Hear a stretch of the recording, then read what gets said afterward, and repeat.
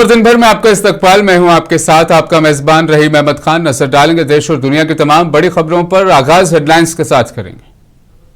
सुर्खियों को पेश करने में ताउन किया है डॉक्टर ऑर्थो ऑयल के साथ साथ डॉक्टर ऑर्थो कैप्सूल्स साथ लेना ना भूलें। नेपाल में सैलाब की तबाही, हलाकतों की तादाद 100 के पार। वज़ीर आज़म नरेंद्र मोदी ने किया दुख का इजहार।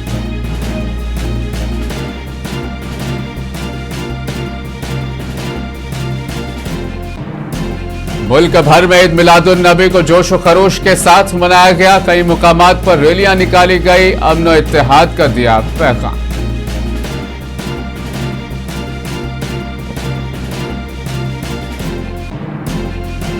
वज़ीर आला हेमंत सोरेन की सदारत में झारखंड काबीना कायम इजलास। सरकारी स्कूलों को स्कूल ऑफ एक्सीलेंस के तौर पर तरक्की देने का लिया गया फैसला।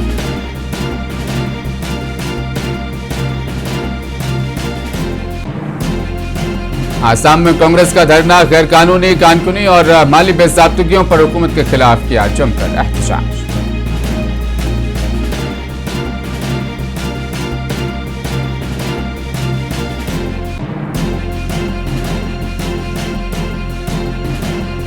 ईरान और ओमान का बड़ा फैसला, अबनाए होर्मुज़ में आरजी बहरी कॉरिडोर कायम करने पर हुआ इत्तेफाक।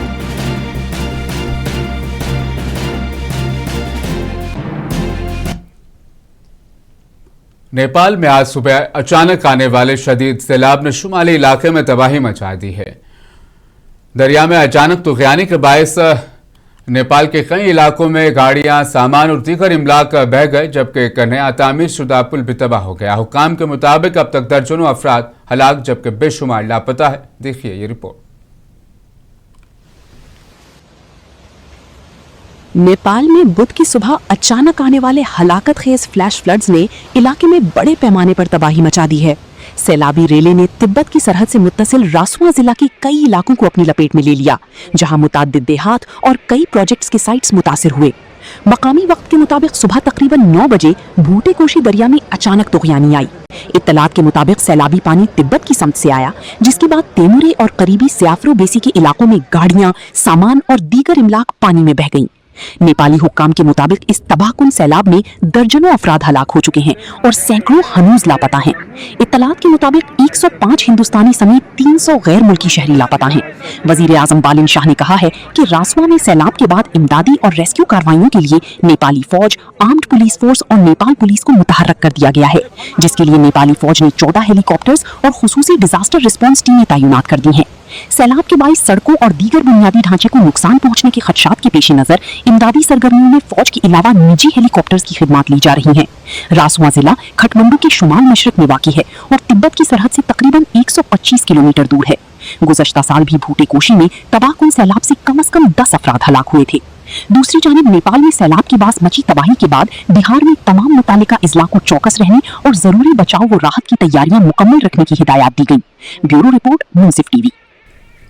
नेपाल में तबाहकुन सैलाब के बाद वज़ीर आज़म मोदी ने अपने नेपाली हममनसब बालिन शाह से फ़ोन पर बात की और जानी नुकसान पर ताज़ियत का इजहार किया। मोदी ने कहा कि मुश्किल के इस घड़ी में हिंदुस्तानी अवाम नेपाल के अवाम के साथ खड़ी है। वज़ीर आज़म ने नेपाल को हर मुमकिन इंसानी इमदाद फराहम करने की पेशकश करते हुए कहा कि हिंदुस्तानी टीमें रेस्क्यू और राहतकारी की कोशिशों में नेपाली हुकाम के साथ करीबी राब्ते में।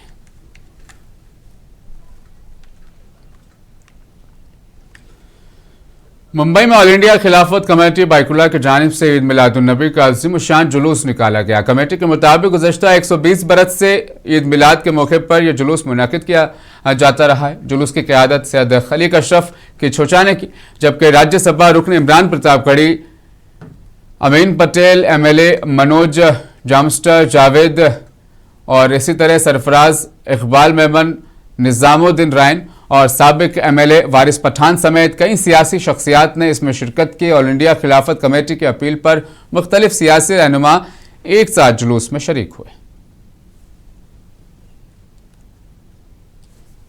उसी सिलसिले में हाजिरी हुई है और जुलूस का हिस्सा बनेगी। बड़ी खुशी की बात है, खिलाफत कमेटी ने अलग अलग पार्टीज के सारे लोगों को एक साथ इनवाइट किया और सब दलों का दायरा तोड़ करके प्लेटफॉर्म पे इकट्ठा हुए। तो एक बहुत अच्छा मौका है आज जश्न ईद मिलादुन नबी का।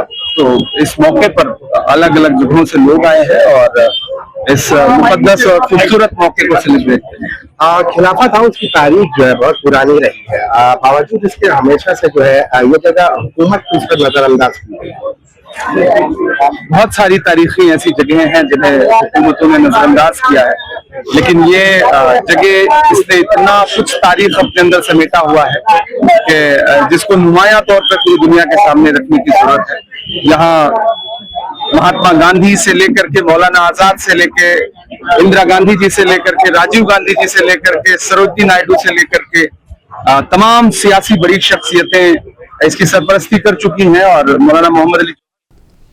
मुंबई के बांद्रा में वाक़ ग्राउंड को कन्वेंशन सेंटर में तब्दील करने के बीएमसी के फैसले की फुटबॉल खिलाड़ियों को और खेल से वाबस्ता अफराद ने अब मुखालफत की है। फुटबॉल कोचेस का कहना है कि मुंबई में पहले ही खेल के मैदानों और खुली जगहों की शदीद कमी, ऐसे में इस ग्राउंड को खत्म करना फुटबॉल के लिए बड़ा नुकसान होगा। मुंबई हाईकोर्ट ने बीएमसी के फैसले पर रोक लगाते हुए 18 सितंबर को होने वाली अगले समाअत तक ग्राउंड की जमीन के इस्तेमाल में कोई तब्दीली न करने की हिदायत दी है। शिवसेना यूबीटी के लीडर मुंबई फुटबॉल एसोसिएशन के सदर आदित्य ठाकरे ने भी फैसले के खिलाफ एहतजाज की क़यादत की। उन्होंने कहा कि यह मैदान गुज़िश्ता कई बरसों से बच्चों, नौजवानों और प्रोफेशनल खिलाड़ियों के लिए फुटबॉल सरगर्मियों का अहम मरकज है।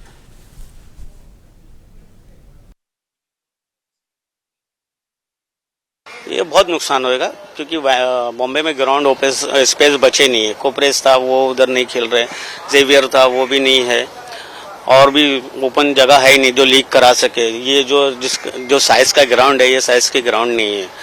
तो अगर ये कन्वेंशन सेंटर बन जाएगा तो बहुत बड़ा नुकसान होगा फुटबॉल का।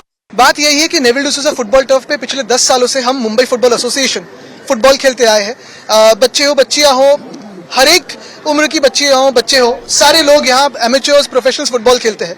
अभी भाजपा को याद आया है कि 1980 में उनका एक कन्वेंशन यहाँ हुआ था और अभी उनको ये एग्जीबिशन सेंटर बनाना है। हालांकि यही चंडीगढ़ में पंजाब कांग्रेस ने बढ़ती महंगाई और आम लोगों पर बढ़ते माली बोझ के खिलाफ एहतजाज किया। एहतजाज की क़यादत पंजाब कांग्रेस के सदर राजा वडिंग ने की। कांग्रेस कारकुनान ने हुकूमत के खिलाफ नारेबाजी की और जरूरी अशिया की बढ़ती कीमतों से आम आदमी का घरेलू बजट मुतासिर हो रहा है। मुजाहिरीन ने महंगाई पर काबू पाने और अवाम को फौरी राहत फराहम करने का भी मुतालबा किया। इस दौरान एहतजाजी कांग्रेस कारकुनान ने मोदी हुकूमत के खिलाफ नारेबाजी की और बढ़ती हुई कीमतों पर काबू पाने का मुतालबा किया।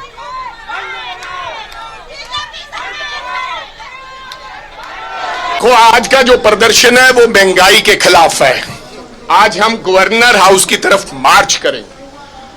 आज पूरे देश के लोग बेचारे जो बिलो पॉवर्टी लाइन है, गरीब है, मिडिल क्लास है, वो उसके हालात बहुत नाजुक हैं।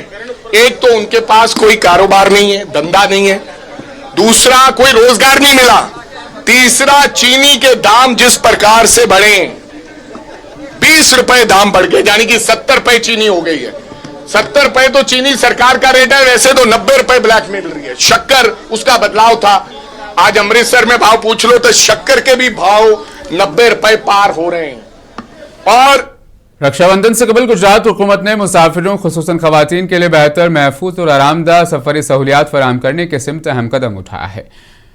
गांधी नगर में 101 नई बसों को हरी झंडी दिखाकर सर्विस में शामिल किया गया। इस मौके पर खातून कंडक्टर्स ने गुजरात के डिप्टी चीफ मिनिस्टर हर्ष संघवी को राखी बांधकर रक्षाबंधन की मुबारकबाद भी दी।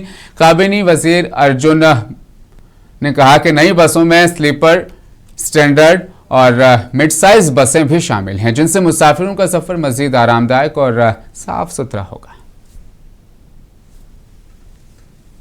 આજે હું માનનીય મુખ્યમંત્રી શ્રી ભૂપેન્દ્રભાઈ પટેલ અને માનનીય નાયબ મુખ્યમંત્રી શ્રી હર્ષભાઈ સંઘવીનો આભાર માનું અને અભિનંદન આપું કે સામાન્ય લોકોની જે ટ્રાન્સપોર્ટ છે, પરિવહન છે, એ એસટી બસની આજે લગભગ 101 નવી બસો, આધુનિક બસો આજે સેવામાં મૂકવામાં આવી। रांची में वज़ीर आला हेमंत सोरेन की सदारत में हुई काबीना की मीटिंग में तालीम के शोबे से मुतल्लिक कई अहम फैसलों को मंजूरी दी गई। काबीना ने रियासत के 5 नए ब्लॉक्स में तालिबात के लिए रिहायशी स्कूल तामीर करने की मंजूरी दी है। इसके अलावा तुलबा में तहकीक और इख्तराअ को फरोग देने के लिए Jharkhand student research and innovation policy 2026 को भी मंजूरी दी। मजीद 100 सरकारी स्कूलों को chief minister school of excellence के तौर पर तरक्की दी जाएगी।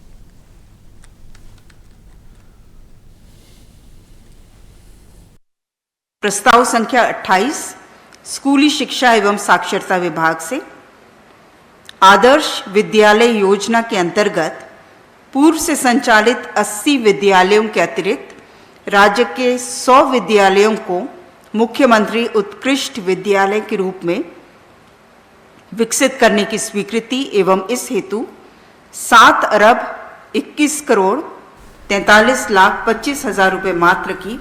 आसाम के नागांव जिले में कांग्रेस कमेटी ने मुख्तलिफ मसाइल के खिलाफ एहतजाज किया। मुजाहिरीन ने गैर कानूनी कानूनी सैलाब मुतासरीन को मुनासिब मुआवजा न मिलने और मुबैना माली बेज़ाब्तगियों के मामले पर आसाम और मरकजी हुकूमत को तनकीद का निशाना बनाया। कांग्रेस रहनुमाओं ने इल्जाम आयद किया कि अपर आसाम में बड़े पैमाने पर गैर कानूनी पथराव और कोयला कानूनी के बायस सैलाब के सूरत मजीद संगीन हुई, लेकिन मुतासरीन को मुनासिब मुआवजा फराहम नहीं किया गया। इस दौरान कांग्रेस लीडरों ने चौपाल अगेंस्ट चंदा चोरी मुहिम के तहत मुनक़िदा एहतजाज में मरकजी हुकूमत पर राम मंदिर के अहतियात में मुबैना खुर्द-बुर्द के मामले में मुलविस अफराद को तहफ़्फ़ुज़ फराहम करने का भी इल्जाम आयद किया। प्रधानमंत्री जी ने स्वयं, मोदी जी ने स्वयं राम जन्मभूमि तीर्थ ट्रस्ट की स्थापना की और चंपत राय जी को उसका महासचिव बनाया। प्रदेश से तमाम हर व्यक्ति से लगभग जो गरीब हो अमीर हो, किसी ने 100 रुपए दिया होगा तो कोई लाखों रुपए दिया होगा मंदिर निर्माण के लिए।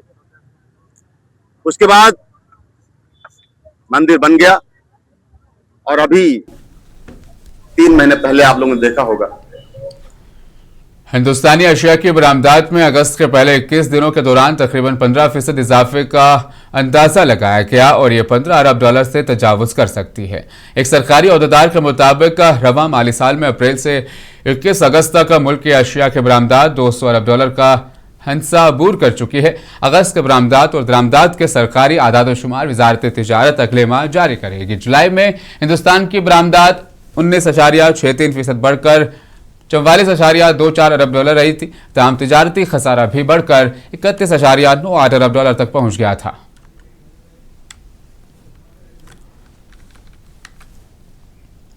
रक्षाबंधन से कबल अंबाला में सोने और चांदी की कीमतों में इजाफे के बावजूद त्योहार के जेवरात की मांग बरकरार है। ज्वेलर्स के मुताबिक लोग अब चांदी की राखियों को रिवायती तोहफे के साथ मुस्तकबिल के सरमाकारी के तौर पर भी देख रहे हैं।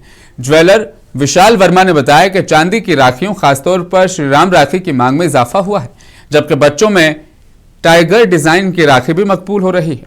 दूसरी जानिब बढ़ती चीनी की कीमतों ने मिठाई फरोशों की मुश्किलात बढ़ा दी है। दुकानदारों के मुताबिक घी, रिफाइंड तेल और दीगर अशिया महंगी होने से मिठाई की तैयारी की लागत बढ़ गई है, जबकि बाजार में ग्राहकों की तादाद भी कम है। मिठाई फरोशों ने हुकूमत से महंगाई पर काबू पाने की मांग की।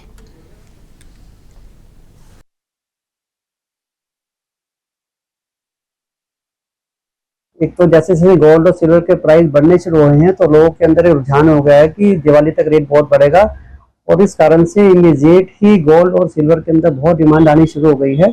सिल्वर की हम बात करें, जो रक्षाबंधन है, श्री राम के नाम से जो राखी है उसकी बड़ी डिमांड आ रही है।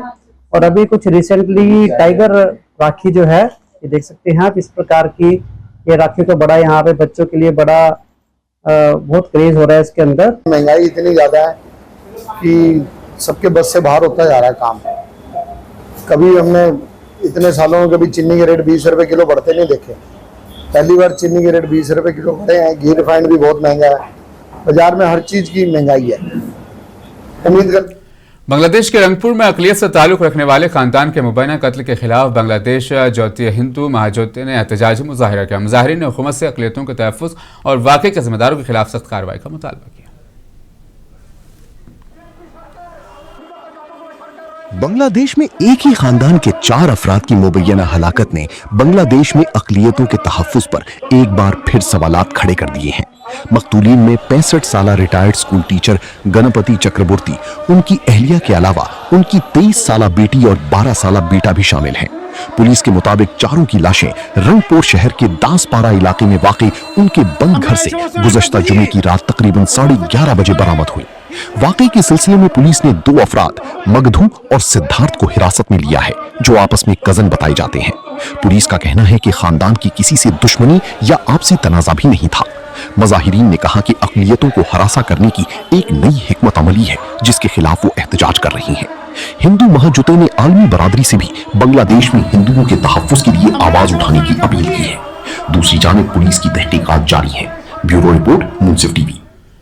Pakistan institute of medical sciences में खौफनाक आग लगने के नतीजे में 15 नौमौलूद हलाक हो गए हैं, जबकि एक बच्चे को लेडी डॉक्टर ने बाहिफाजत निकाल लिया। इस्लामाबाद में वाकया पिम्स अस्पताल हुकाम के मुताबिक वाकये के वक्त नर्सरी में 16 बच्चे मौजूद थे।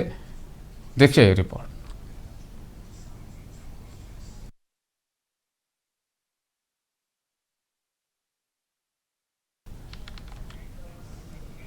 आरएसएस के सरबराह मोहन भागवत मंगल के रोज अमेरिका पहुंच गए, जहां वो तंजीम के 7 साला आलमी राब्ता प्रोग्राम में शिरकत करेंगे। अपने दौराए अमेरिका के दौरान भागवत यूनिवर्सल वननेस प्रोग्राम में शरीक होंगे और हफ्ते के रोज न्यूयॉर्क के मशहूर मैडिसन स्क्वायर गार्डन में तकरीबन 5000 अफराद से खिताब करेंगे। इस दौरान न्यूयॉर्क में मोहन भागवत की मैडिसन स्क्वायर गार्डन की मुजव्वज़ा तकरीब की मुखालफत करते हुए, चूंकि एक निजी तकरीब है, इसके लिए इम्कानी तौर से उसे मनसूख करने का इख्तियार नहीं। I also stand here as the first Indian American mayor in our city's history, and my mother's family is all still in India, and the vision of India that I was taught by my family and the one that I grew up being very familiar with was of a pluralistic society, of a secular republic that believed in the belonging of each and every person who was from India. And it has been incredibly troubling to see the rise of a movement that is predicated on an exclusionary vision of any country, frankly. And so it is one. Iran और Oman ने आबनाए हुर्मुज में बहरी आमदोरफ्त बहाल करने के लिए आर्जी navigation corridor के क़याम के लिए रजामंदी का इजहार कर दिया। दोनों ममालिक ने आबनाए हुर्मुज से सुरंगें साफ करने और मुस्तकिल शिपिंग कॉरिडोर के क़याम के लिए मुज़ाकरात जारी रखने पर भी इत्तफाक किया है। आबनाए हुर्मुज में बहरी आमदोरफ्त मामूल पर लाने के लिए ईरान और ओमान के दरमियान सफारती कोशिशें तेज हो गई हैं। ओमान के वजीर खारजा बदर अल बुसैदी ने तेहरान में अपने ईरानी हममनसब अब्बास इराक्ची से मुलाकात की, जिसमें आबनाए हुर्मुज से गुजरने वाले बहरी जहाज़ों के लिए एक उबूरी इंतज़ाम पर तबादला ख्याल किया गया। दोनों ममालिक के मुश्तरका बयान के मुताबिक मुजव्वज़ा फ्रेमवर्क में आबनाए हुर्मुज के जरिए मुश्तरका आर्जी बहरी रास्ता कायम करने की तजवीज़ शामिल है। इसके अलावा हुर्मुज में मौजूद बारूदी सुरंगों की सफाई के लिए ईरान और ओमान मुश्तरका मंसूबे पर भी काम करेंगे। इसके अलावा ईरान और ओमान के दरमियान तकनीकी मज़ाकरात भी जारी रहेंगे, जिनका मकसद मुस्तकबिल में एक मुस्तकिल बहरी रास्ता, जहाज़ों की आमदोरफ्त का इंतज़ाम, मालूमात के तबादले और सिक्योरिटी व नेविगेशन सर्विसेज के लिए मुस्तकिल तरीक़ाकार तय करना है। दोनों ममालिक के दरमियान इस पेशरफ्त पर अमरीका का अभी कोई वाज़ेह रद्द-ए-अमल सामने नहीं आया, जबकि गुज़श्ता हफ्ते अमरीकी सदर ट्रंप ने खबरदार किया था कि अगर ओमान आबनाए हुर्मुज खोलने की अमरीकी कोशिशों में रुकावट बना तो वाशिंगटन उसके खिलाफ भी फौजी कार्रवाई कर सकता है।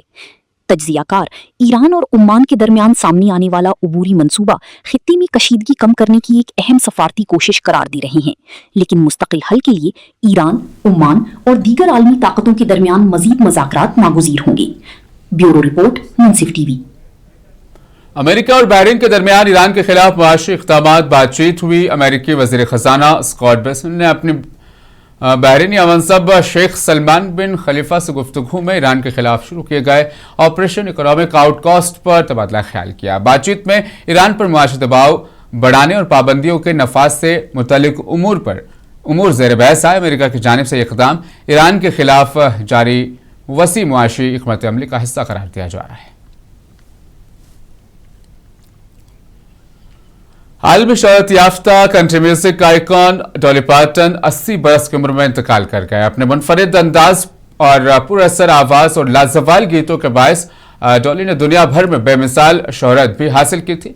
पार्टन का कैंसर की वजह से मुख्तसर सी अलालत के बाद इंतकाल हो गया।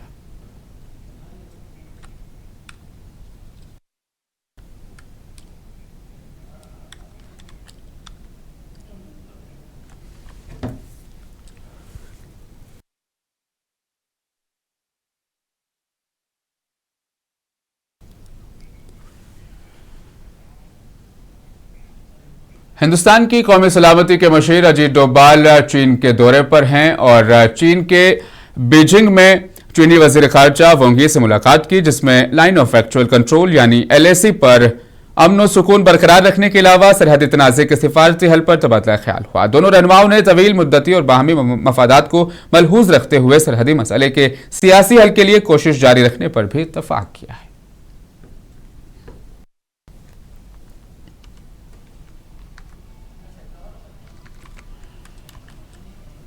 हिंदुस्तानी क्रिकेट टीम कोलंबो में जारी दूसरे टेस्ट मैच में जीत के इंतहाई करीब पहुंच गई। दिन के इख्तिताम तक श्रीलंका ने अपनी दूसरी इनिंग में 6 विकेटों के नुकसान पर 229 रन बना लिए। बारिश के बायस खेल वक्त से कबल ही रोक दिया गया। हिंदुस्तान ने पहले इनिंग में 9 विकेट पर 503 रन बनाकर डिक्लेयर कर दी थी। मैच पर हिंदुस्तान की गिरफ्त मजबूत हो गई और सीरीज को 2-0 से जीतने का इम्कान बढ़ गया है।